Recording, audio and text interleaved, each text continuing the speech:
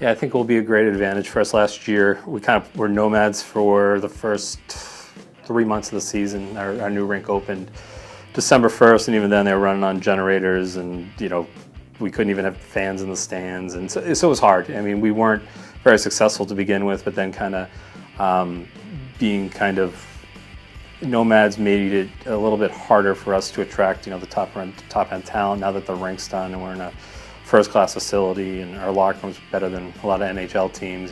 Just getting the kids in there, getting them to see what they're going to play in front of, it's a huge advantage, and it will also, hopefully translate to wins on the ice. Creating a home ice advantage and a fan base. One of the benefits of being as bad as we were last year, record-wise, was that the second half of the year we got to pull in some younger kids and really develop them for this year. So our returners. Are all very high quality players and kids. So we have, about 7 or 8 returners, but all of them had pretty good impact, or if they were a younger kid, they had, 25 to 30 games to adjust that they won't need to take this year at the beginning of the season. So they kind of know what to expect, and we as a staff know what to expect going in, and it will make us easier if we need to make adjustments on the blue line or on the offense. We have a better understanding of what the talent level is to target.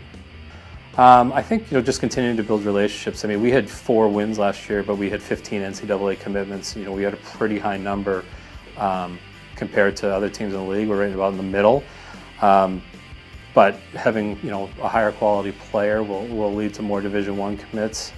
We've worked all summer on with camps with every Hockey East guy, a lot of the Atlantic 10 schools. So we've started developing relationships probably back in June, just to get to know them on a personal basis, get to know the type of talent that we're trying to send to them, so that when we pick up the phone, we call them about a kid that they know that they can trust what we're telling them about them. So I think that will be a huge jump for us on the commitment level. I think goal 1 is to make the playoffs. Goal 2 is to be a hard team to play against night in and night out. Wasn't always the case last year that we were a hard team to play against. I mean, we had 28 2-goal games decided by 2 goals or less, and we ended up with 4 wins. So I think kind of getting an identity of a team that knows how to battle to the final buzzer is big, and that will come with some of the veterans we have and some of the veterans from other junior programs, junior leagues and junior Tier 2, that will hopefully add that element of understanding how to win, understanding what it takes to finish and play a full 60 minutes. And we think that those are the 2 big identities that we're looking for, the playoffs and being just a hard team to play against night in and night out for 60 minutes.